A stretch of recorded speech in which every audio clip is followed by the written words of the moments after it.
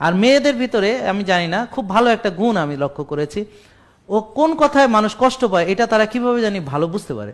ঠিক এক্স্যাক্টলি ভাবি, মানে ঠিক যেই কথায় কষ্ট পায়, ভাবি আপনার এতদিন বিয়ে হলো এখনো বাচ্চা নিচ্ছেন না, আপনাদের কি সমস্যা, মানে এই প্রশ্নটা ছাড়া তার আর দ্বিতীয় কোনো প্রশ্ন নেই। জানে যে এটা করলেই সে কষ্টটা পাবে, এইটাই সে প্রশ্ন।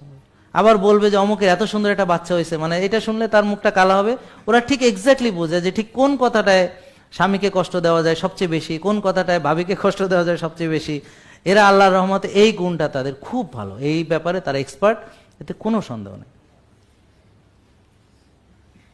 আর পুরুষদের এত গুণ নাই, এরা খালি রাগারাগি করে, চিৎকার চেঁচামেচি করে, কিন্তু এরা জানে না কোন কথায় বউকে কষ্ট দিতে হবে। এরা খালি চিল্লাপাল্লা করে, পরে ঝগড়ায় হেরে যায়, কারণ বউ এমন একটা কথা কয় যে এটা সে আর কাউন্টার করতে পারে না। তারপর সে রাগারাগি চিৎকার চেঁচামেচি করে, কইরা উল্টা পাল্টা বলে, ওইটা এভিডেন্স হিসেবে সে আবার মনে রাখে।